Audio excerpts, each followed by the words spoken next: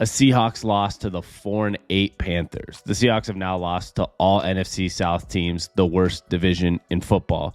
And that loss puts the Seahawks in a spot outside of the playoffs with a schedule that's not that easy. And I'm going to break all that down with my little post-game reaction now. And I'm a little disappointed. I'm a little sad. This is going to be a little bit of a rant. But I'm going to start with this. The run game against us is insane. Our run defense is awful. I know there was no Shelby Harris today, and there's people that are out. But honestly, teams shouldn't be running all over us like it's the easiest thing in the world. On top of that, the Seahawks punted down 10 with 6 minutes left and 1 timeout. Now, maybe it's different if your defense was playing really well or if you had more than 1 timeout. But down 10, punting with 1 timeout, 6 minutes, you know what's going to happen. You know they're going to run all over you and probably end up winning the game.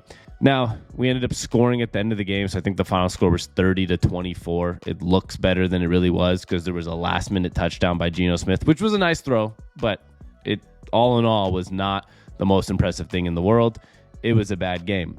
I will give you some positive notes by the end of this video because I do think there's a chance the Seahawks still find their way into the playoffs, and there's still positive signs for the future, as always. Now, the Seahawks are 7-6.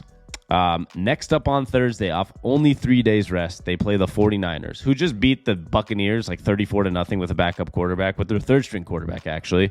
And the 49ers have been dominating teams. So this is a scary moment for the Seahawks. I mean, the 49ers are playing like the best team in football, maybe outside of the Philadelphia Eagles. And they're coming to Seattle on Thursday. Like I said, 3 days rest for both teams, but it's more concerning for the Seahawks, who lost to the Panthers. And right after that, it's Chiefs, Jets, Rams. Not the easiest schedule in the world. I don't know what the Rams are, but Baker Mayfield looked decent in the last drive when they beat the Raiders. The Jets are really good defense, and they continue to win games here and there and find ways to win. They're a lot like the Seahawks. And, of course, you have the Chiefs on the road, Christmas Eve in Kansas City, which is also a tough game. So for the Seahawks, it might be panic mode time. If you lose to the 49ers, you're 7-7. Then you're going to Kansas City in Kansas City, on the road on Christmas Eve. Probably going to be a loud crowd, really cold game. And if you lose that, you're 7-8. So this is an extremely big panic moment. But panic mode does not mean it's all over. Because panic mode could mean if you win, for example, against the 49ers, or somehow you go win 49ers and Chiefs, everything turns around. It's okay to panic and still realize that things are possible. A couple other things that are kind of scary for the Seahawks is Kenneth Walker didn't play this week. You obviously had DJ Dallas not playing. We had Travis Homer out there as our starting running back. And the Seahawks have a really big issue with the running back situation. That's going to be really, really tough for the Seahawks to deal with if they don't have somebody like Kenneth Walker against the 49ers or the Chiefs. So I'm really hoping he finds his way back immediately. Now to Geno Smith. There's a lot of blame on Geno Smith in this game, but I'm not going to put the whole game on him. He went 21 for 36, 264 yards, 3 touchdowns, 2 picks. Now, that one extra touchdown was at the end of the game with 10 seconds left, so it was really like 2 touchdowns in meaningful moments. And he almost had like 4 picks. He threw one in the back corner of the end zone to J.C. Horn, who almost got another one, just didn't get his feet down. There was another one that they intercepted that his toe hit the line. So there was almost actually 4, maybe 5 picks by Geno this game, but I'm not going to put it all on him. Number one, the offense continues to just run a lot of screen passes, which is really frustrating. They don't work. They haven't worked the entire season. They're not going to work. Obviously, whatever's going on with this team, the screen passes don't work. So I don't know why they keep trying them.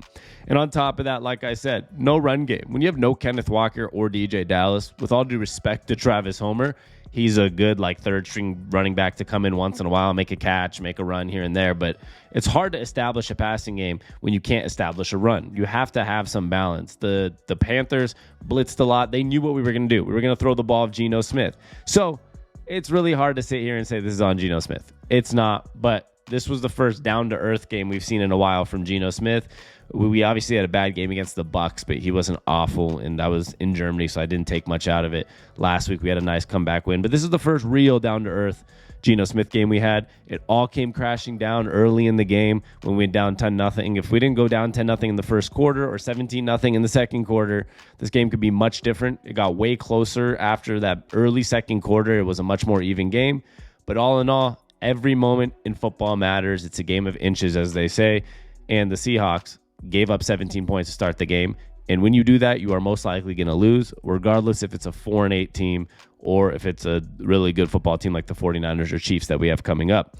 So this was a very frustrating moment. I hate to do like videos about panic mode and things not going well, but this is the reality about talking sports. I'm not going to just come on my YouTube channel and tell you guys all the positives about everything in sports. I got to be a little bit critical sometimes, but as you know, I'm a diehard Seahawks fan, diehard sports fan too.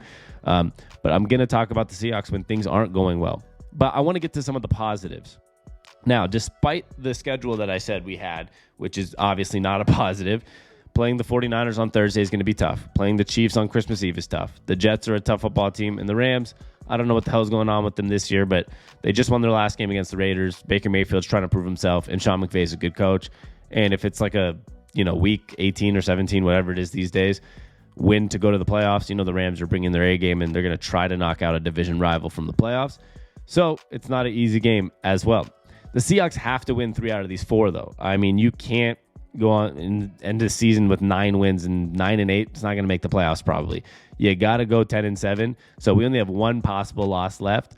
But the positive side is that this football team has found ways to get better throughout the year. Sometimes worse, sometimes better. But they always know because they have a good coach named Pete Carroll. Now, Geno Smith can have a good game again. You can get back Kenneth Walker. You get some pieces back on the defense. You work on some schemes and make adjustments, and you win some games.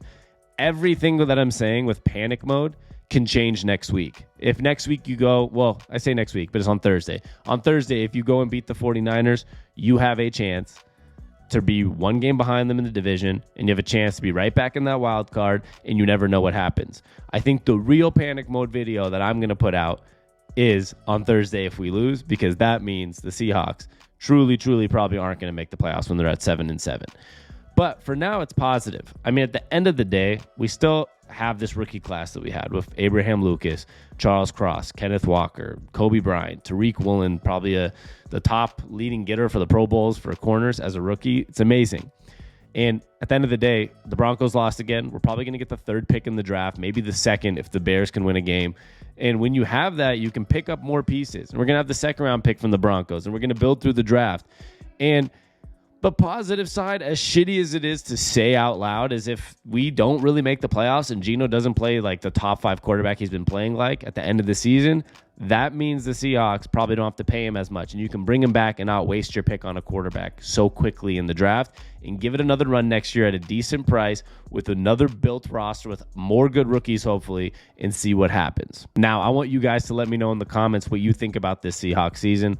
I'm going to come back trying every single day to put out sports videos. I'm mostly going to do some baseball here and there for the Mariners and MLB, some NBA, some NFL, and of course, a lot of Seahawks videos. So I appreciate all the support and love that I've been getting. I'm trying to get to 5,000 subscribers. We're a couple hundred away. So any support means the world to me. Like, subscribe, hit the bell button so you know when I post a new video, and leave me comments, help with my engagement, send it to a friend. It means the world to me.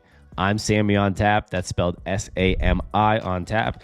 And I appreciate you guys stopping by today, and we'll see you soon. Peace. Go Hawks.